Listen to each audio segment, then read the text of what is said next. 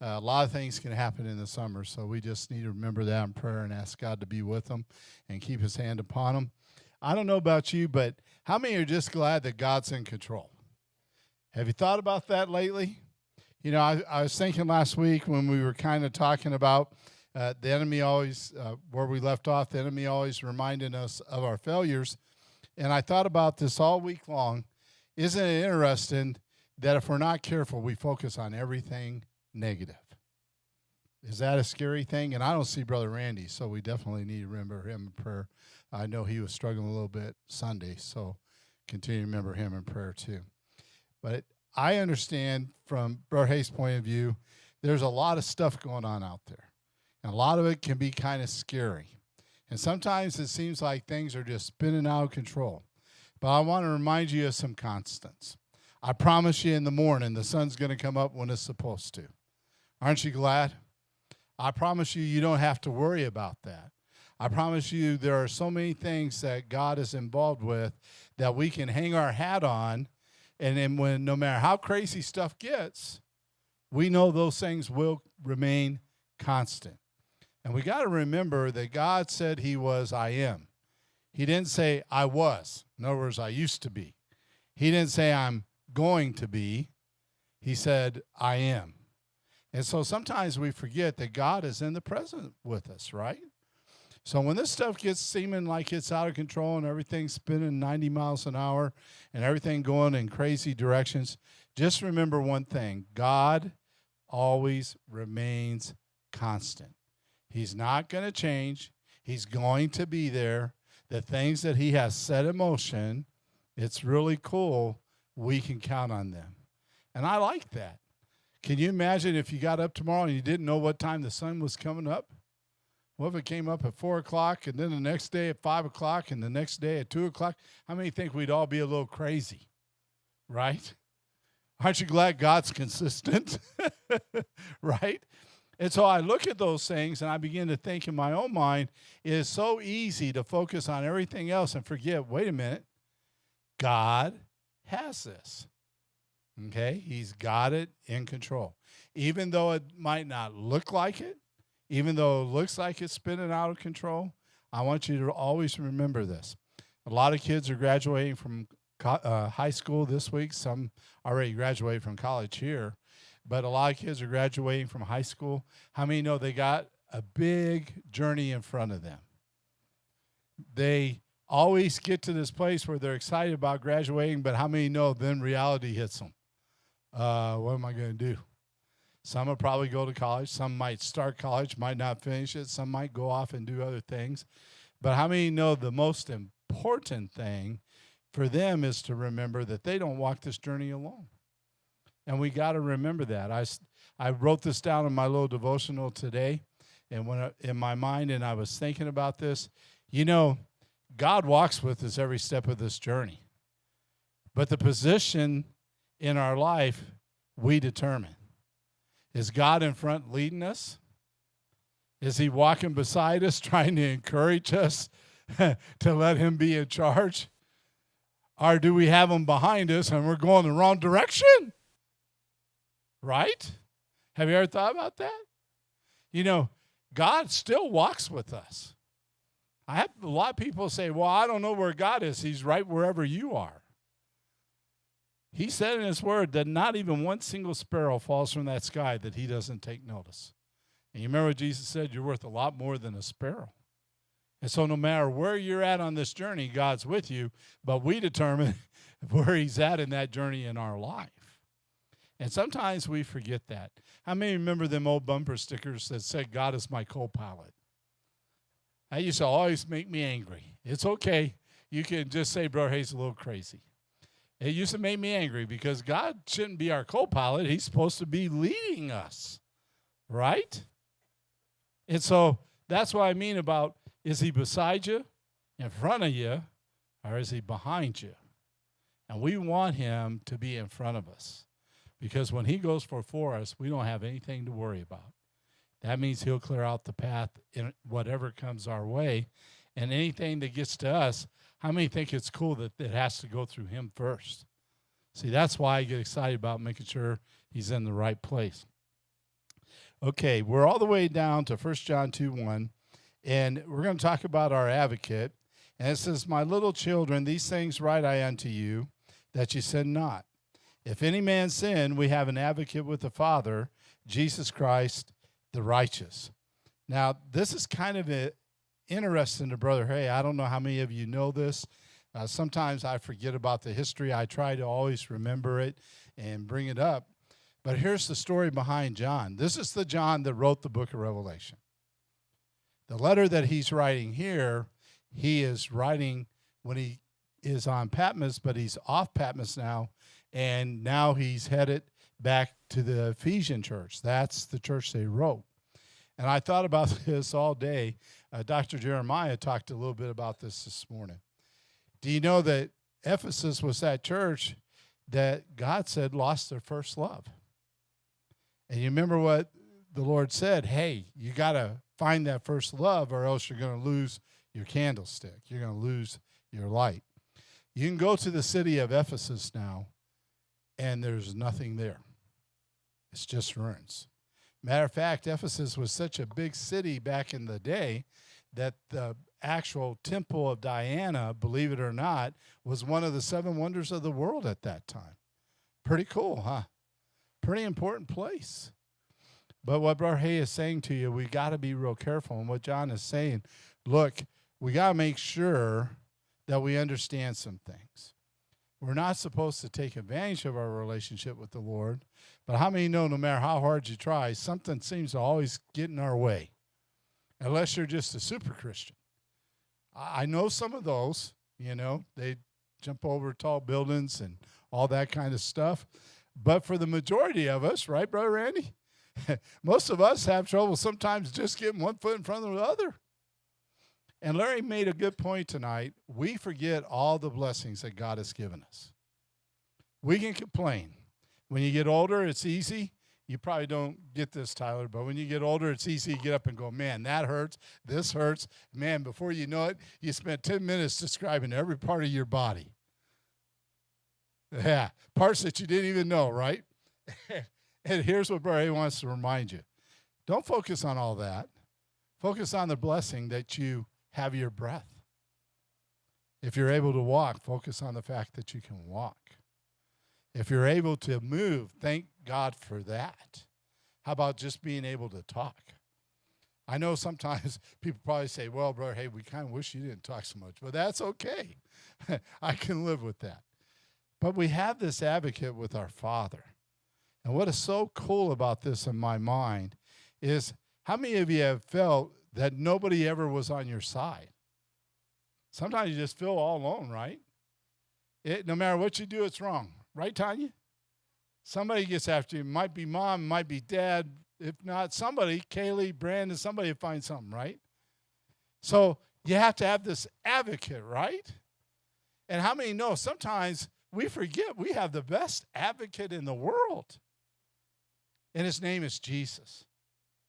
And I always kind of like to remind people of some things. It's the little things that we glaze over that gets us in the most trouble. Jesus made this statement in the New Testament. He said, hey, it's not the big things that trip people up. It's them little things. It's those little foxes go in there and ruin everything. Because how many know something small can turn into something gigantic pretty quick? Excuse me. And we need to be careful. Did Michael turn that on? If you're watching by Facebook or YouTube, I want to say welcome. I know we missed you last week. Kaylee checked. She knows how to do all that stuff. But we're glad you're with us if you're watching. And so I'll behave a little better this week. Sound like a plan?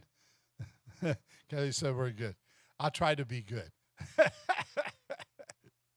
Yeah, just be me. Okay. Well, this advocate thing is so important. Because how many know that if you're a child in a family, how many know that middle child always thinks nobody is their advocate? That's Donna. It's also Tanya. Tanya's the middle child of our other kids. So, yeah, she's always our middle child too. So I really know there really is something, this middle child syndrome.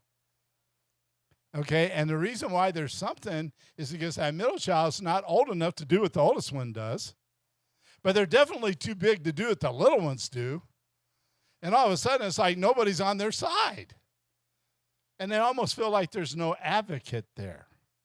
But what I want to tell you is we do have an advocate. And he don't care if you're the middle child. Even if you're the middle child like Tanya, he don't care. He still will be your advocate. And a lot of times, if you're like Brother Hay, there are times when you feel like, man, the people that should be on my side are not on my side. I can't tell you how many times when people make statements to you, well, hey, somebody needs to tell the boss this, and man, we're all right behind you.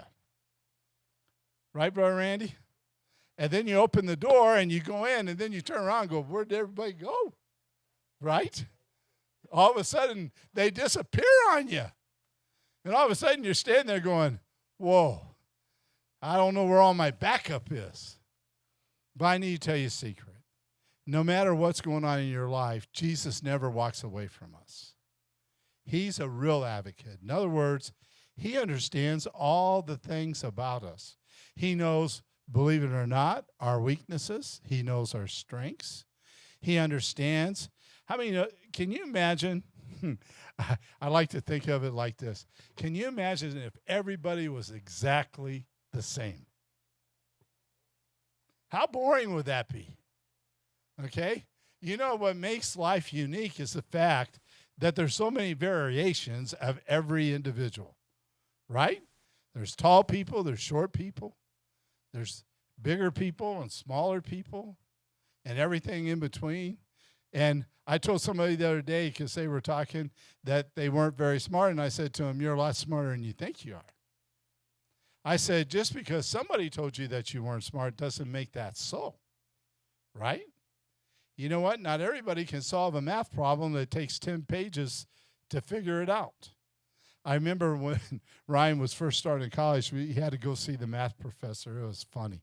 This guy had a problem on his board. I mean, that chalkboard was probably cover most of the front up here. And he had this problem written out there, Brother Randy. He's just standing there looking at it. He's standing there looking at it. And I'm thinking to myself, I have no clue what he's even looking at. I mean, I know there's letters up there, and I know there's numbers. I know enough about math to know that it was a math problem. But I just see him standing there just staring at it. And I'm thinking, this is kind of funny, right? Yeah, I think he was. He was trying to figure something out, whatever that equation was he was trying to figure out. But it's kind of funny, Brother Hey, because Ryan was watching him, and he said, man, I don't ever want to be like that. And when I went to his house here a while back when he first was in some of his math classes because he's studying to be an engineer, how many know he's in something called, I don't know, some kind of equations that are just way above Brother Hay. But what was so funny, he had him a whiteboard. Do you know why he had him a whiteboard? Because it took that whole whiteboard to write the problem down. And he was trying to solve it. And Brother Eddie is standing there like that guy was. I know there's an answer in here somewhere, right? Now, to some people, they might struggle just doing plain math, right? Anything above addition, subtraction, and multiplication and division. How many know some people can get into some real struggles with that? Or hey, understands. But guess what? That don't mean that we're ignorant or that you're dumb. Because I promise you, that guy doing that math problem, I guarantee you if you brought him over here and the commode was stuck, he wouldn't have a clue how to plunge it. He'd be having to call somebody.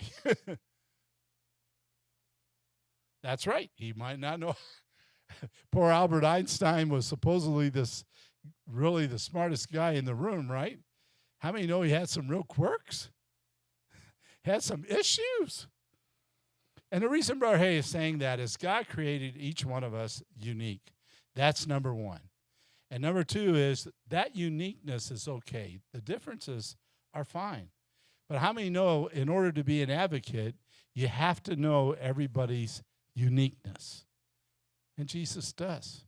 Do you know that as an advocate for us, he understands things that happened to you in your past? Jesus didn't say I was. God never said I was. He said I am. However, we have to understand there's a reason why he says I am. If he wasn't the I am, he couldn't help us overcome the things in our past, right? Because sometimes, how many know that past can rear itself up? You know what? It's kind of funny. If you're a boxer and you hit your hands against somebody all your life, how many think when you get old, you're going to have a lot of fingers are going to be pretty nimble?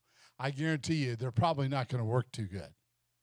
How many know some boxers, as they get older, have a lot of issues mentally because of all the hits to the head that they take? Something to think about, right? So what I'm saying to you is, it doesn't matter who you are. There are unique characteristics to each one of us, but God recognizes that, but he also knows about our past. So when you get angry because of something in the past, how many know God already knows why you're angry? How many know that's how he can become a good advocate? And not only is he an advocate to the Father, but how about an advocate to us? You know, we always think about this and him standing in our place before God, and we'll get to that on the next one. But in this one, I want you to think about it with Brother Hay. How about him being an advocate to us? So Brother Randy can say to you, look, I know about all that stuff. I love you anyway, and I don't care. That's been took care of. It's gone. And he becomes your advocate, and he's able to look you right in the eye and say, guess what? I love you anyway. And I always will. How many know we need that? Because those things in our past, and look, I know that Tyler's pretty young, but he's starting to develop things in his life now that he's going to carry for the rest of his life. He'll tell you he used to have to ride with me to doors, so he got a lot of lectures. And I used to tell him all the time, I say, Tyler, just remember, what you do in school right now, you might not think it's important, but it's going to be important somewhere down the line. I promise you, it will. And you might not see the value of it, but how many know Brother Hay was trying to be an advocate, not for the Tyler then, but for the future Tyler, right? Because someday you're going to meet the future Tyler, and you're going to say, oh, that crazy Brother Hay.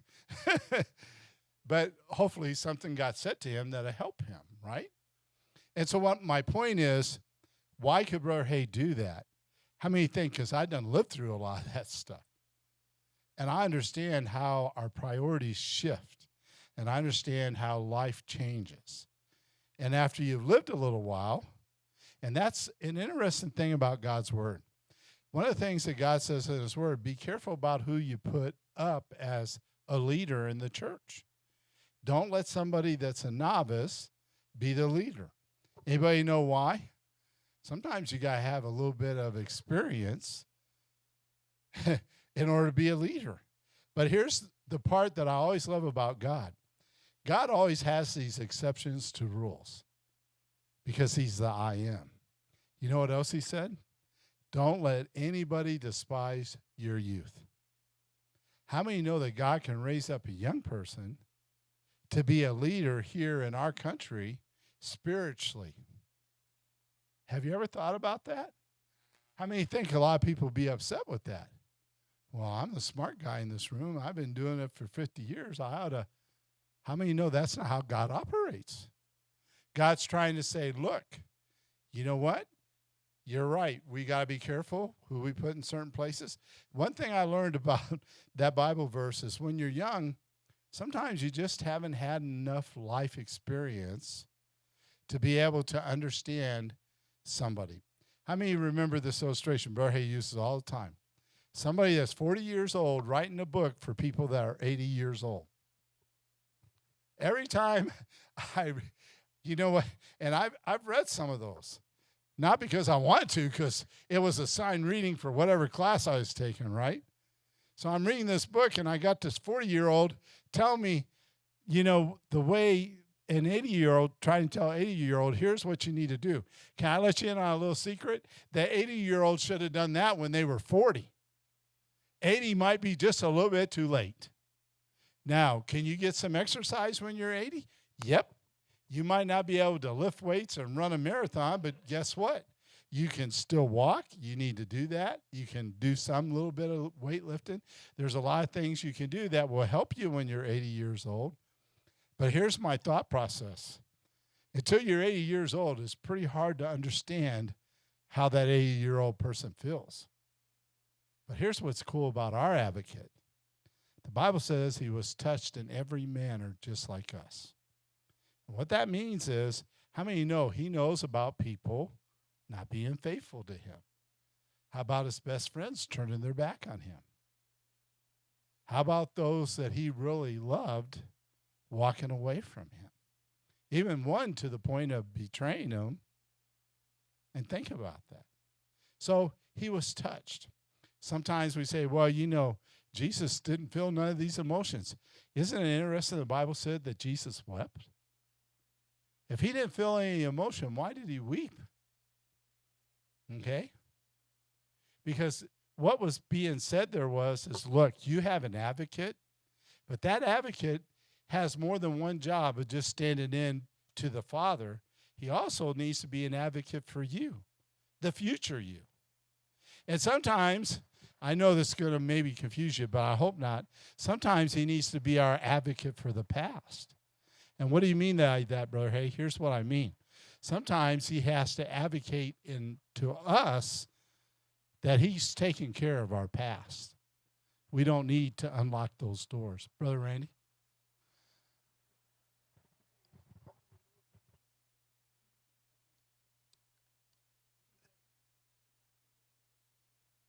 That's right. He knows what it was like to be hungry. Hey, he knew what it was like to use a rock for a pillow. Hey, man, there's one thing I'm glad of. When I got out of the military and I didn't have to sleep on the ground anymore. I just want you to know ahead of time, that's just one of those things. And I was watching the other day on the early program that I watched in the morning, and they were, in case you're wondering, we need to remember this too. It's Memorial Weekend. This weekend we'll be celebrating the 80th anniversary of D-Day. And I want you to think about the thousands upon thousands of men and women that lost their life in World War II.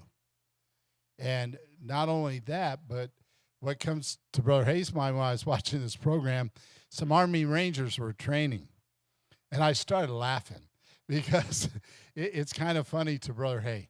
You think, well, anybody can be a soldier. Okay. Anybody can be a soldier until you strap on 75 pounds and got to go 10 miles. Anybody can be a soldier until it's 120 degrees and the sun's beating down on your head and you haven't got anything to drink and haven't had a drink for a day or so. Yeah. All of a sudden you're like, oh.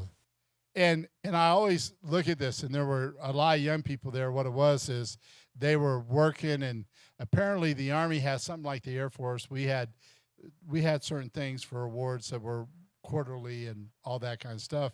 Anyway, these guys were kind of in a competition. Man, I remember being in the Air Force thinking to myself, I don't know that I ever want to be in an airborne ranger competition, because some of them guys really have it tough. When I was in Egypt one time, I'll never forget this, no matter what. It was probably 120 degrees there. It was so hot that the wheels on our airplane sank into the runway. We had to put plywood underneath the wheels. The bad part was when our airplanes turned the corner, guess what those plywoods did? Well, you saw what happens to plywood here when it's 60-mile-an-hour winds, so you can imagine what happens. So some poor guys got this job of hanging on to the plywood. But anyway, I remember early in the morning as we're getting ready to launch our airplanes, watching the guys and the Rangers out there so far away, I can't even tell that they're people, except I know that's what it is. They're jumping out of a perfectly good airplane, problem number one. And they're jumping out of this airplane, and I watch them come down. And do you know what they did all day long? It took them to get back to that base. When they got back to the base, at the end of the day, we went to, okay, the Air Force had it rough. We only got 2 hot meals. We had to eat MREs for lunch, but we had a hot breakfast, hot supper. So do you know what these Rangers' reward was? I go to eat dinner one night, and there's a whole squadron of these guys standing at parade rest, and I'm thinking, I wonder what that's all about. So, Brother Hay, I don't like to talk much, but I engaged one of them guys, and they didn't want to talk to me, but I finally found one that would talk to me kind of in the back. He said, you don't know how good it feels to be standing here in this line. And I'm thinking, man, it's like 110 degrees right now. It's later in the day, but it's still hot. And they're standing at parade rest, full uniform. He said, because I'm going to get to eat in a little while. And they were going to get a meal that I took for granted. I mean, they fed us every day.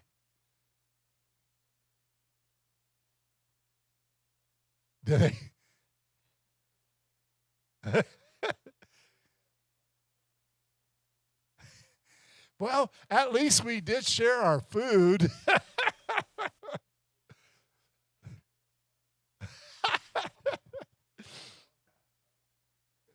Well, and here's Brother Hayes' point. How many times do we take things for granted? And we don't realize the struggle of somebody else.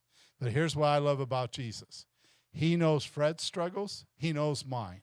He knows they're different in a lot of ways. Some of them might be the same, right? But isn't it cool that Jesus is an advocate for both of us? And I remember thinking that in my mind, man, these poor guys. And I don't know how they got back there, but it took them all day to get back there. That's how far off they dropped them guys. But back then, that was an exercise that probably had 150,000 people in it. It was a big exercise. Had the Navy people there, had the Air Force people, had the Rangers there, had the Marines there. We had everybody. Plus about a half a dozen different countries. But my thought process here is, what is cool, how many know that the number one thing everybody needed when it gets right down to it, they were hungry. I'm going to tell you what we did, but we used to bribe the fuel truck drivers to bring our food first. And when the way we bribed them was we give them some of our food that we didn't want, and they were so happy to get that food, man, they always came to us first. It's a good thing they couldn't read English because what we give them was probably illegal for them to eat. But you know what? They were so hungry, they didn't care, right? So you know what Brother Hayes is trying to make the point? I know it sounds crazy. But when everything is stripped away at the end of the day, whether you're as young as Tyler, and I know you're a little bit older than Brother Hayes, so I will say my elders, okay? Not by much. No, I'm just teasing you. But here's my thing. People that are older than me, I respect them, especially when they're in church. Sister Laughlin and Clovis turned 100 years old. Okay?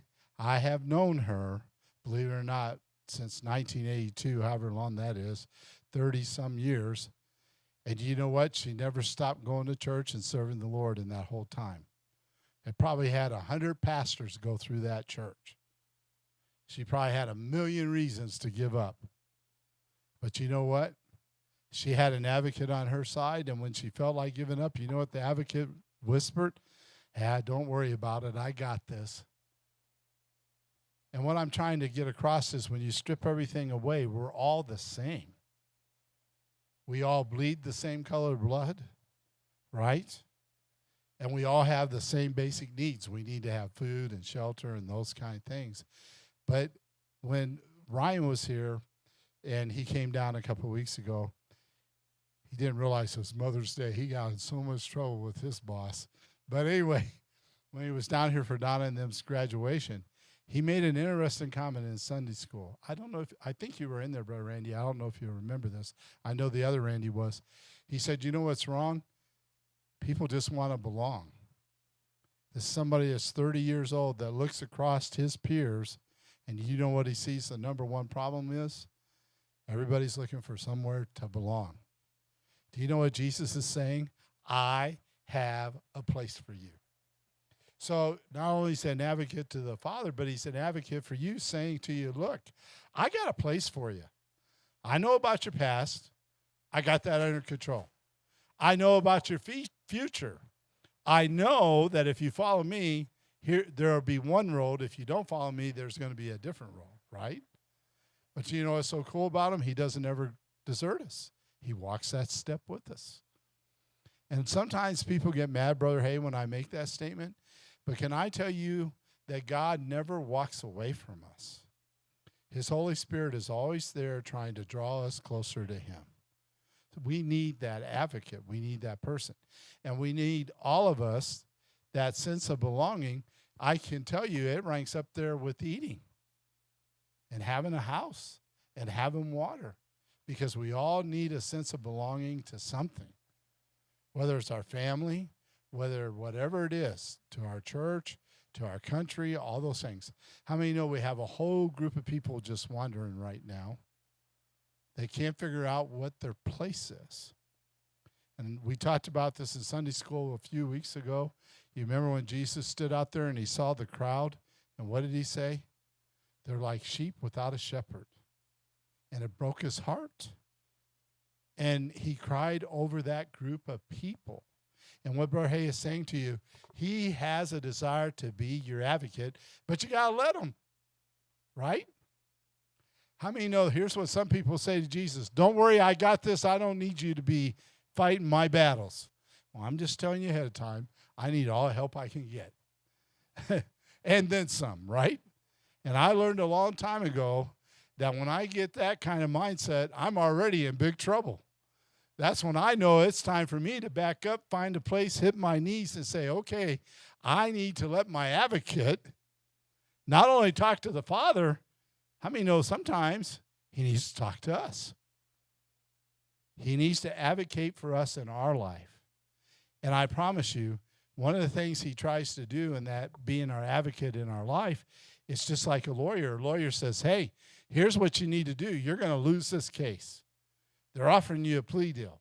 If you take this plea deal, this is what's going to happen. Some people are so stubborn. Well, I'm not going to do that. How many know? A lot of times they spend a lot of extra years in jail somewhere. And you say, well, what's that got to do with anything? Because I want you to understand that in this world, life is not fair. You might not be guilty of anything, but it doesn't mean that you're not going to struggle. Does that make sense? When we get to that place where we think, hey, we don't deserve any struggle, we don't have any struggle coming, let Brother just tell you ahead of time, we live in a fallen world, and those things are going to happen. And we need an advocate. The only cool thing about Jesus, how many know he knows if you're innocent or not? I love that. I always liked it when my kids wanted me to be their advocate at school. First thing I had to figure out, are they telling me the truth? What's wrong, Kaylee? Does that sound like somebody might have a little guilt? Just a little bit. But anyway, it was kind of funny because the kids would want you to be their advocates. And I always told my kids, look, I'll be your advocate. Don't lie to me. Tell me the truth. Because once we get there, we're going to find out one way or the other, right? How many know at school with Jesus, he don't have that issue. He already knows. So how many think we ought to surrender ourselves to that advocate and let him advocate for us? The biggest thing he does is shut that door to your past. The other thing that he does is try to advocate for you so you'll make the right choice. How many think we need help doing that? Man, there's so many things pulling against us right now. There's so many people preaching so many different things. It's no wonder our kids are confused. I love the revival that's taking place with some of the college kids. Do you know what it really boils down to? They got back to the simple basics, Brother Randy. All you need is a relationship with Christ. If you ask him into your heart, ask for forgiveness of your sins, guess what? He's coming. He'll be part of you. And then they baptize them. How many think that's the way it should be? We get into all this other stuff. Well, you got to agree with me on 15 theological points. How many know most of us would struggle even understand what the points are? Yeah. We do.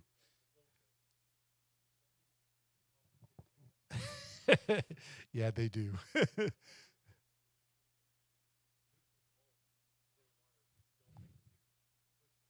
Yep.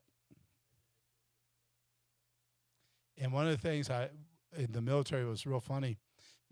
They had, when they first came out with ejection seats, the information on how to maintain that seat was so complicated that people killed themselves. They couldn't understand the instructions. And all of a sudden they figured out It doesn't do no good to use the $20 words and to say all those things if nobody understands what you're saying. You know, if Brother Hay starts talking about alternating current and all the different things that involve electricity as far as something as simple as flipping a switch and the light coming on, how many know that's a whole bunch of words that you don't really need? All you need to know is there's a hot wire and a neutral, or ground. You can call it whatever you want. Brother Hay don't care. And when that and when you hit that switch, you're making contact between that neutral and the hot wire, and that's how come it works. You're closing that circuit. Really, that's as simple as it is. I can tell you that people have spent years trying to make that so much more difficult than it needs to be. That's one of the reasons why people are so afraid of it, right?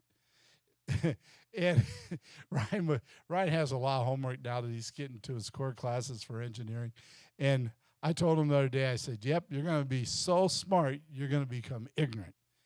And he said, what do you mean by that? I said, don't forget your common sense along the way.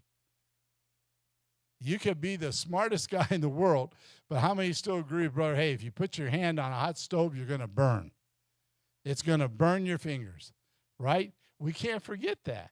So sometimes in our Christian walk with God, guess what we want to do? We want to make this thing so complicated that we get confused and we don't understand.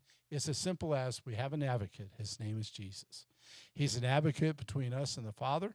He's an advocate between us and sin in the fact that he wants to guide us. That's what an advocate does. He sticks up for you, but how many know that advocate is also supposed to give you advice and lead you?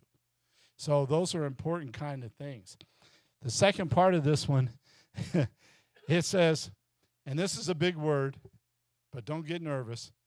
He is the propitiation for our sins, and not for ours only, but also for the sins of the whole world. And that's 1 John 2:2. We're still in 1 John. And propitiation, as big as that word is, here's what I love. It simply means that Jesus justifies. Think about this.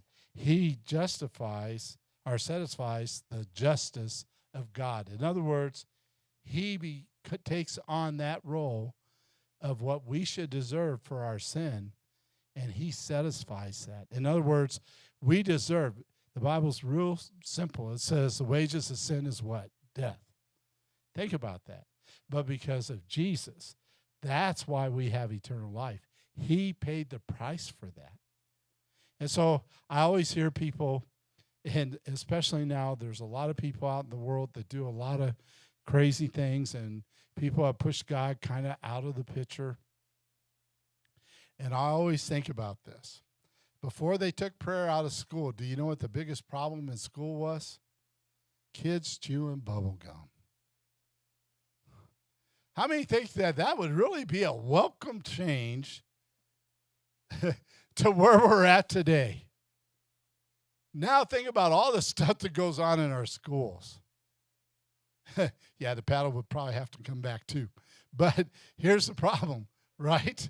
But think about it with Brother Hay. When you take God out of things, instead of making the circumstances better, they go downhill pretty fast. And you think about all of the things that happen. I remember when I was in school, I hated a dress code. I always hated it. Not for the reasons you think, not because I wanted to dress crazy. We were so poor, I couldn't afford a belt. I remember them sending me home from school because I didn't have a belt. And that teacher said, hey, you can't be in the school without a belt. Okay. I missed some days before someone give me a belt. I think they took my grandfather's belt and cut it in about half and put it around me. Okay? I remember Brother Randy, they had a dress code. They said, your hair had to be a certain length. Brother Randy's like, yeah, I remember. Okay? Now you know why. Yeah, couldn't touch your ears. I remember when they sent us home because our hair touched our ears. It wasn't because we wanted our hair to grow long. Well, maybe some of them did, right, Larry? not me. But we didn't have the money for haircuts. Hey, my dad came up with a unique answer to the problem. Yep. Bought a pair of hair clippers for like $4 or $5. Maybe they were used. I don't know. But we all wore our hair buzzed off all the time. That's how we did it. Yeah, she went to work for Wall Clippers. And I think about that. So I hate a dress code, Brother Randy. How many think we could use a little bit of a dress code at schools now? And I'm not saying that to be mean. I'm just being honest here.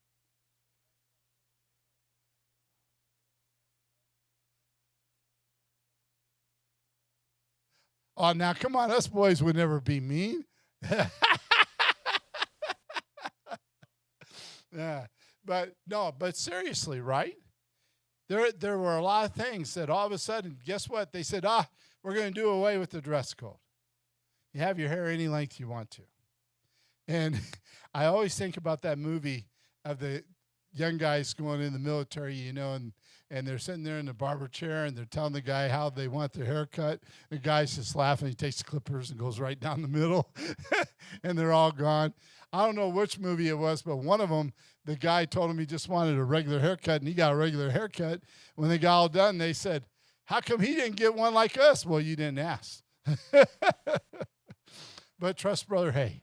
In the old days, I don't know what they do now, but in the old days, we all looked exactly the same. I don't care. We all had the same haircut. Tan line right where, yeah, a lot of truth. But isn't it funny that whenever something like common sense or God is taken out of a circumstance, how crazy things get? It's pretty crazy. One time when I was part of the administration of the schools, and they were having a problem because if you live in Portales, of course, our church is right across the street here from the high school, but it's always been a problem for all the people that live right across the street from the high school. The kids would always go over there and smoke. And, man, the people in those houses, they're always upset about that. Well, the police said they can't do nothing about it because the kids are standing on a sidewalk, right? So one day we're in a simple meeting. And Brother Hayes not the sharpest stick in the pile. I will admit that. But I told him, I go, hey, there's a simple solution to this problem. And they're like, we've been dealing with this for 20 years. I said, well, there's a simple solution, and you can solve it in one day, 2 at the most. And they're giving me grief. And here's what I told them, Brother Randy. I said, when them kids are on the school grounds, you have the right to search them. It's illegal to bring cigarettes to the school. Every kid that's going over there standing on those guys' sidewalk and in their yard and flinging their cigarettes and aggravating their dogs. Every one of those kids.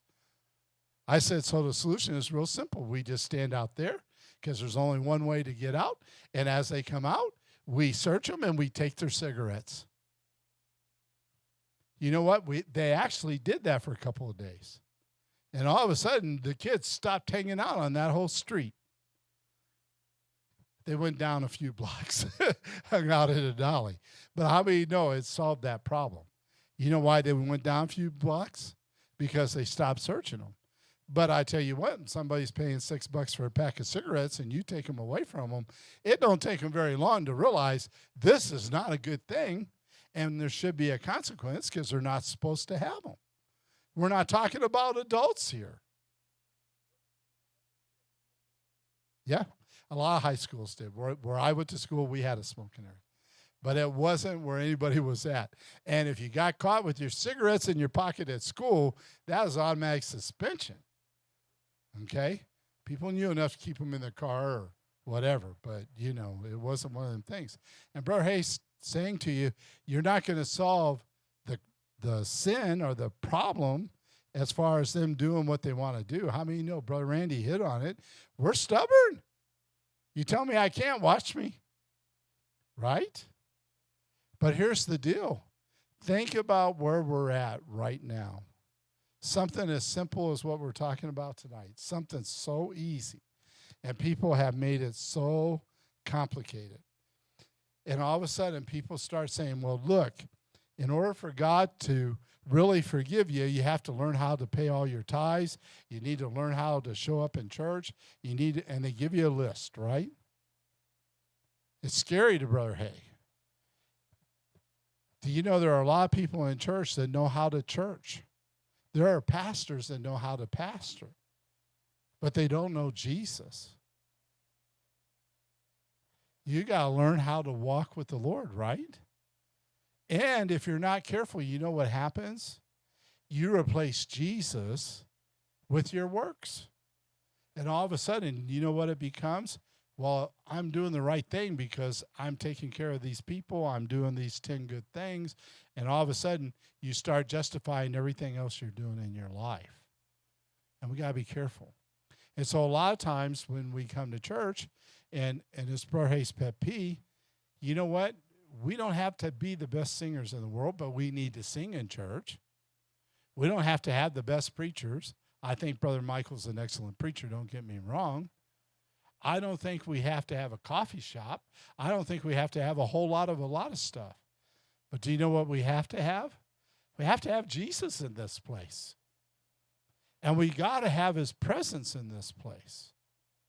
And how many know that all those other things is because people are looking to belong and they're joining for the wrong reason? Does that make sense? And I look at that and I begin to think, oh, man, this is scary. But here's where I want to quit tonight, and we'll finish up next week. It says Jesus is the only mediator between man and God. That's 1 Timothy 2, 5, and 6. For there's one God, one mediator between God and man, the man Jesus, who gave himself a ransom for all to be testified in due time. I know we're almost out of time, but I want to share this with you. It's very important that you catch this. We can have all the best programs in the world. If you don't have Jesus, you're in trouble.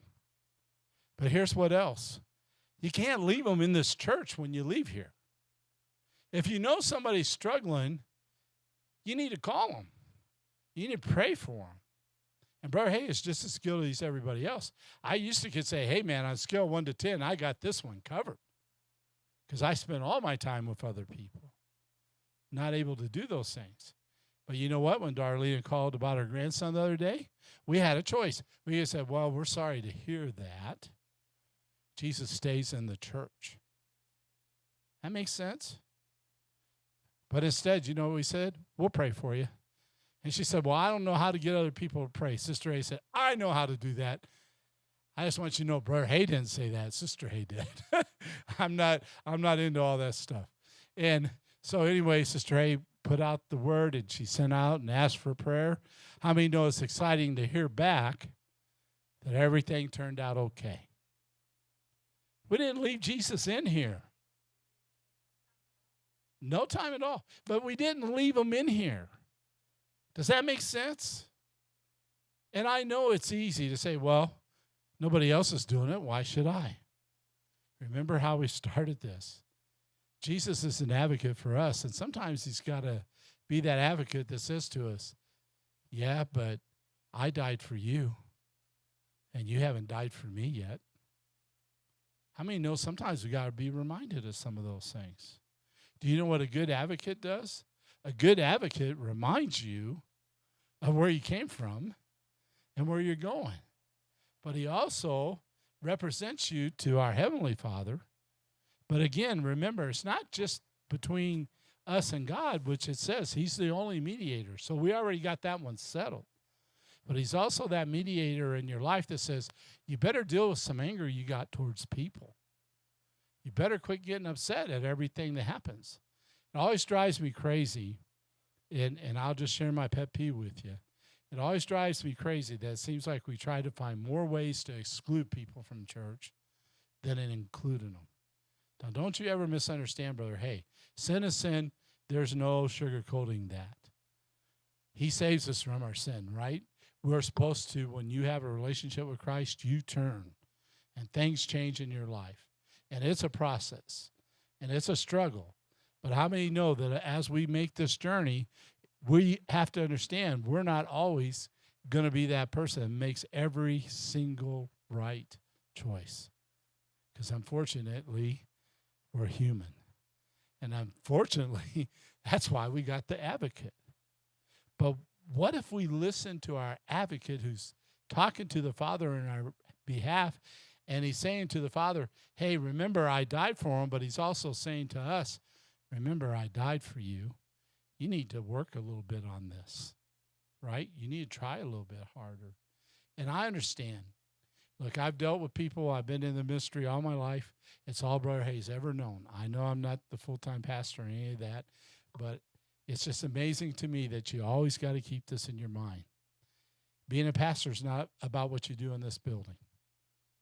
Being a pastor is what you do outside this building. Being a pastor is what your priorities are in your life. And here's what I want to tell you. Man, we love to give that to the pastors. Man, they got to get this stuff right. Do you know being a Christian isn't what you do in here? Being a Christian is what you do when you leave this place. See, it's easy to get the leader and kind of hang him up, right? And get that guy. Yeah, it's all his fault. But how many know we have a place to play? You know what? I know Sister Donnelly sometimes talks to some other people where she lives. Do you think the people she talks to is going to listen to Brother Hay? Unless I know them, probably not. They're going to look at me and say, look, young whippersnapper. I'd be laughing. I'm going, probably almost as old as you. Sometimes I might be older. But guess what? They have a connection with you because they see you every day. They see you get in your car and come to church. They see you get up with a smile on your face, even if you're struggling a little bit, right? And we forget this. That's what being a Christian is all about.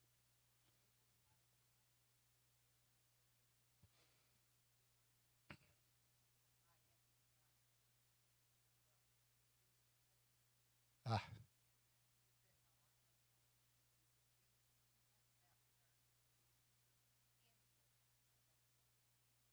Okay.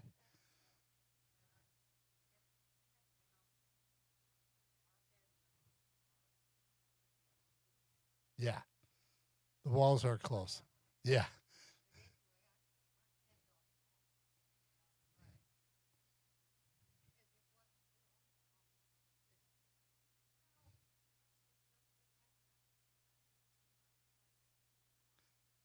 And can I just be honest with you? That's what being a Christian's about.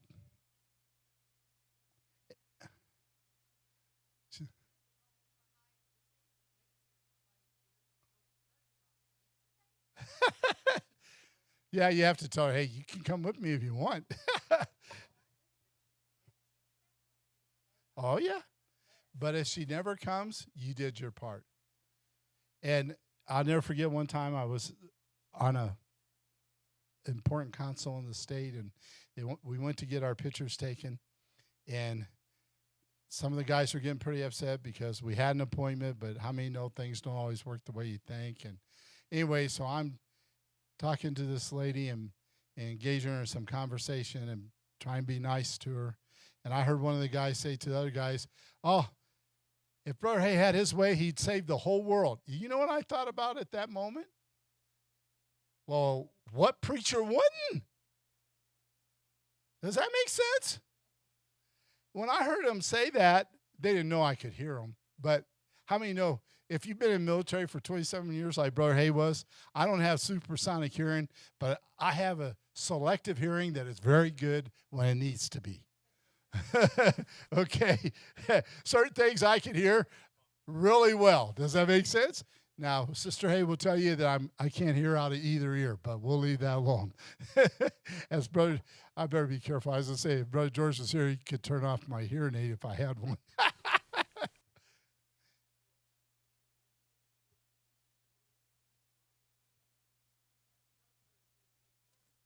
Yep.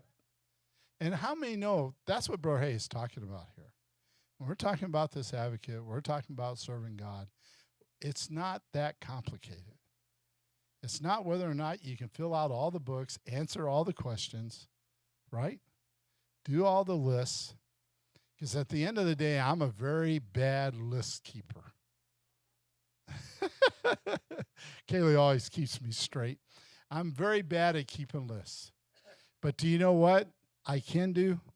I can put my arm around people, and I can love them. And I can care about them even if they don't like me. And I can still work with them even if they don't like me. It's okay. I don't give up on them. because Jesus never gave up on me. And I think about all the years, and Larry will tell you, I've always prayed for my family. And Bill's been really, really sick. But he got his report back the other day, and they didn't find his biopsy that they did in his pancreas came back benign, that it wasn't cancer. How many know God answers prayer? But do you know what? What if I'd have told my brothers over the years, hey, man, you're not a Christian. I can't associate with you. That's not how I ever treated any of them, and I never would, by the way. I'm thankful that I didn't, so when they got in trouble, he could call me and say, hey, can you pray for me? How many know how important that is? It's not about talking a good story. We need to be living the story. Does that make sense? Now, don't follow Brother Hay, because we'll both fall in the ditch somewhere. Okay? I like to trip up every once in a while. I like to get myself in trouble every once in a while. So don't follow me, but follow Jesus. And at the end of the day, I promise you something. Our church would never have a problem with growing. But it all depends. When somebody's been gone for a while, how many know that that could be it's something going on in their life? If nobody in the church even so much as calls them, well, I know nobody calls anymore. Text them. Brother Hayes just telling you, I don't do that well, okay? I watched a thing the other day. They said, you can tell how old you are by how you text. The young people use 2 thumbs, I guess. Well, old people use 1. Okay, well, Brother Hay don't even use my thumb. I use my finger. Boop, boop, boop, boop. Anyway, just so you know, I'm not very good at it. But the bottom line is, do not ever use the voice text. That thing never works. I get so many texts from people, and I know right away, I go, I hope they really didn't say this or write this. This is pretty bad. And sometimes you wouldn't believe. But anyway, I learned a long time ago, don't ever trust a computer, okay? Just Brother Hay. I hope you got something tonight. Let's stand. We'll be dismissed. I appreciate you. But do me a favor, look around. If there's somebody that's missing and we haven't seen them for a while, pray for them. And if you got a chance, call them, text them, whatever you can do. And you say, well, I don't know that I want to interfere in somebody's life.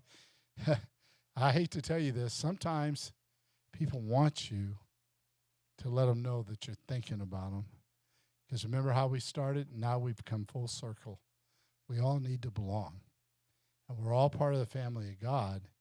And if we're not saved, how many know God is drawing us into his family?